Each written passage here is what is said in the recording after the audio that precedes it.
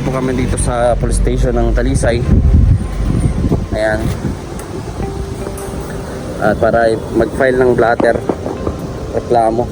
Mapahil kala ko susurrender. Ay wag, di pa natin. Di yan. Ayan, so tulungan natin si Ivan. Right, ikaw magsabi Ivan ha. Oo. Sa iba pong detalye ay di po namin pwedeng i-video kasi bawal po doon sa loob ng police station.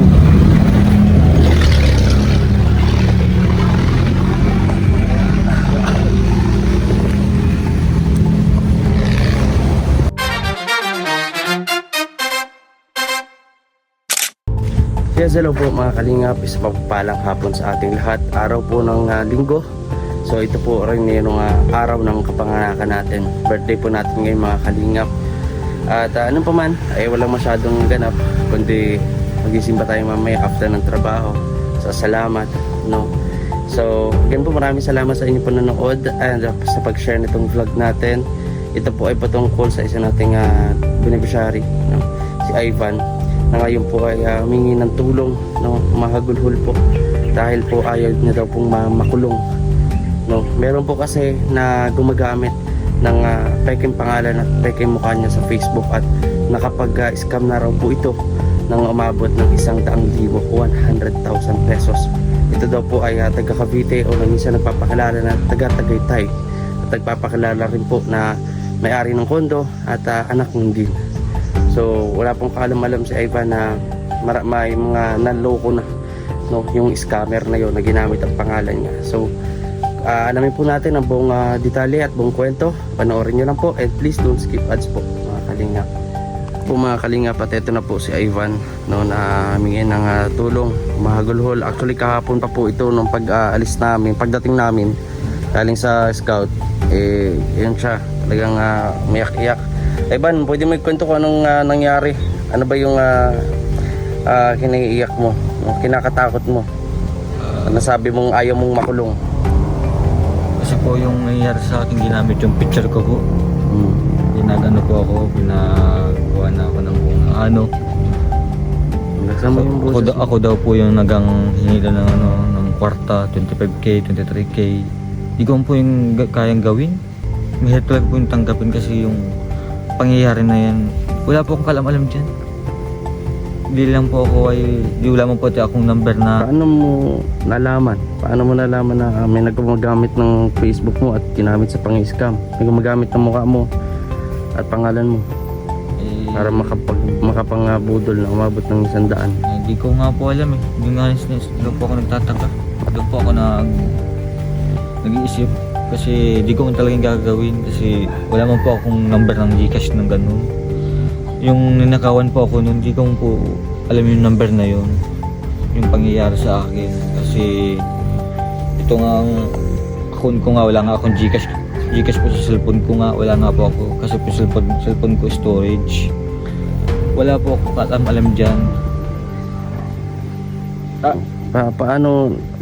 Paano kung hindi mo nalaman at meron na pala mga nagsampa ng kaso, no? Tapos yung mapusasan ka na, ma-arrest warrant ka na wala kang kaalam-alam na ginamit lang yung Facebook account mo o Facebook mo, pangalan mo, mukha mo. Sakit sa dibdib po kasi yung pangyayari po sa akin. Parang hindi po ako makatulog minsan. Kung nang iniisip ko, bakit ako pa yung sararin pa lang gawin sa akin. Kung ginawa ko naman yun, sana kung meron akong sarili ng perang ganun, sana may motor na ako. Naman pa akong ganun, kung meron akong ganda ng bahay ko, ano nga gawin? Nung panahon na yun, nagtatrabaho lang po na ako sa SM. Hindi mo po ako ganun. Wala mo po akong kalam-alam dyan. Ginamit lang po yung pagkakatao ko po sa picture ko. Kinuha lang yung page ko para... Yung Facebook account, linawin natin, walang Facebook account na dati mong ginamit. Kung bagong account, pinalitan ng pangalan at muka. Ganon. Oo. Tapos yung picture ko kinuha pa tayo, yung cover photo ko, kaganyan po ako. Ikaw? Kinakatakot mo na baka lambutin ka na lang ng pulis at ikulong. Opo, di ka po alam dyan mamaya. Barilin baga po ako dyan. Kahit ka lang dyan ay kasuhan baga po ako. Di po ako, wala po akong kalam-alam. Baka damputin na ako din ng mga pulis, kahit saan dyan. Kaya ito po mga kalingap sa iba na nananawagan, no, na ng tulong para po mabigyan ng hustisya at malaman kung sino nga yung nasa likod ng pangbubudol na ito, panluloko sa tao, at wala po siyang kaalam-alam na ginagamit pala yung kanyang mukha at pangalan sa panluloko. Ano pa ang pagpapakilala nung bubudol? Taga saan ba? Taga Cavite daw po. Taga Cavite. Tayo may ras daw po. Tres Martires. Oo po. So anong gusto mong gawin natin ngayon? Gusto ko sana pa-blatter natin po sa pulis para malaman po nila ng totoong pangyayari. May mga screenshot ka pala nung nung kausap nung nasabi sa iyo na naloko din, na scam. Oo. Na scam din siya ng magkano? 25K daw. 25,000. Oo. Kung kasi gagawin talaga yun. Kung kaya yun. Kung ginawa ko talaga yun, nagsisisi na po ako ngayon sa social media. Anong gusto mong sabihin sa mga manonood, no? Baka awareness din po mga kalingap, no, itong video ito ay for awareness din. Anytime lahat tayo ay na-expose ng masyado sa Facebook, lahat na open na tayo yung mga mukha natin. Anytime kahit sino sa atin ay pwedeng mabiktima nito mga scammer. Kaya dapat maging doble ingat po tayo, no? I-secure po natin, mag-video call tayo kung totoo ba ito, kung legit ba yan, para hindi na i-scam. So katulad nito, marami pong mga nabudol, no, at mahigit po, no, tansyado po, estimated na 100,000 mahigit yung na-scam, iba-ibang tao po mga kalingap. So ang naisip ko dito ay samahan kita sa police station ngayon, tingnan natin kung ano magiging kalalabasan o resulta ng pagpunta natin sa PNP Talisay para makapag-file ka ng blatter. At meron ka naman dyan mga screenshot ng proof, no, na ginagamit yung account mo o ginagamit account o ginagamit yung pangalan mo at picture. Larawan po. So ngayon ang pupuntahan natin para syempre awareness, and syempre malinis yung pangalan mo na wala kang kinalaman sa mga scamming na ganyan. Sana po may nanonood po sa akin, sana tulungan niyo po ako, sana may maawa sa akin kasi wala man po talaga ako yung kalam-alam. Kasi nandito man lang po ako sa bahay, di man po ako naglalayas, di man po ako hindi ko man ginagawa yung... So natatakot ka ngayon na baka magkameron ka ng banta sa buhay mo dahil sa ginawa nitong nambubudol na ito na ginamit ang mukha at pangalan mo sa social media para insulto po. Makapangbudol. Samahan kita iba, no? Samahan ka namin sa police station para mag-file ng blatter at kung ano pa yung pwede nating magawa para matrace ito, no? Block pag after nila makuha yung pera, binablock na. So ayan, yung number na ginamit, block na din sigurado. Sigurado po yun. Kasi din ni Gcash account po mga kalingap. So ayan.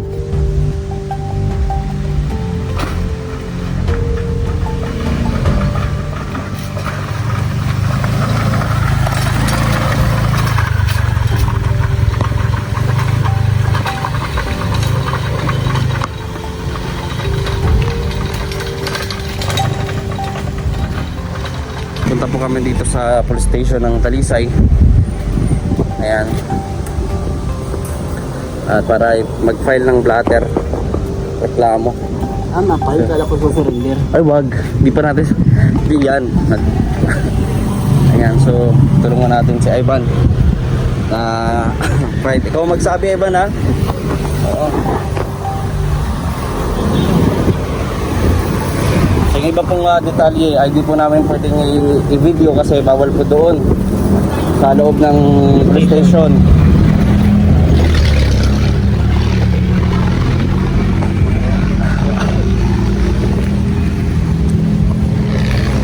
Si Papa P. So ngayon po, sabihin ko sa inyo mga kalingap mamaya kung anong pinag-usapan namin dito sa police station. Ayun. So nandito pa rin kami sa Talisay. Pag-usapan po namin mamaya, sabihin ko sa inyo kung anong pinag-usapan namin. So hanggang dito muna lang muna po. Uwi muna kami at mag-isimpo pa tayo mamaya. At sabihin ko po sa inyo kung ano yung pinag-usapan namin. At talagang si Ivan ay ano Ivan, may pag-usapan natin no? Okay. Kung dito, ano kita dito. Dito na lang natin pag-usapan. Ngayon po, usap namin doon sa police station na sabi ni sir, yung ganun case is sa cybercrime. No, cybercrime 'yan. So binigyan po kami address kung saan ganyan. So ganito po kasi yung naging pag-uusap, no. May nagpunta na rin daw doon sa police station na katulad ng case ni Ivan, no, which is yung nagsabi kay Ivan, post kay Ivan na pangalan na may na-scam daw sa Ivan, which is yun daw po sabi ng police ang possible na nang-scam kay Ivan. Pipilitin nila na matakot si Ivan na sabihin nakakasuhan ganyan hanggang sa magbigay si Ivan ng pera, which is wala naman talaga sa Ivan na nai-scam na gumamit ng account. Bale yung nag-post sa iyo o nagsabi na may na-scam ka, yun yung nang-i-scam sa'yo. Kaya pinayuhan po sa Ivan na i-delete na lang yung block na lang yung nag-message sa'yo na kunwari nagpo-post ganyan at kung gusto mo talaga samahan ka namin sa cybercrime para makapag-file or may record ka. Ganun na lang ganun, hindi ka man daw sabi ni hindi ka naman daw mapukulong.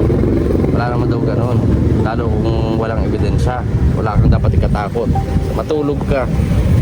Dalawang araw na po kasi ito, dalawang gabi na hindi natutulog si Ivan mga kalingap, sa takot na baka makasuhan siya at makulong nang wala man lang kumbaga wala siyang kasalanan, no. So ayun, at nalinawan ka na. Opo, okay na po lahat. Sana punta tayo sa sunod sa cybercrime para tayo ay maging maliwanag lahat. Para alam po yun, salamat ako sa Panginoon kasi hindi ako nagpabikti kasi hindi may nanlog ko. Ngayon, alam ko na yung mga lahat ng bagay. Maliwanag na ako mga polis. Pagka may nag-post pa sa iyo na maraming na-scam ka daw, wag mo nang pansinin, i-block mo agad, no, kasi wala yun. Bala ka lang din nung scamin. At pag mahina-hina loob mo at nagbigay ka ng pera, talo ka, no. Sabi nga nila walang maluloko kung walang magpapaloko, no. So ngayon okay na Ivan. Okay na po. Ayan. Maraming salamat po sa inyo lahat sa sana may manood po sa akin sa content na to kay BG Scheme. Sana bigyan niyo na akong munting sana yun lang po masasabi ko. Maraming salamat. Maraming salamat po mga kalingap at happy birthday to me. Bye bye po.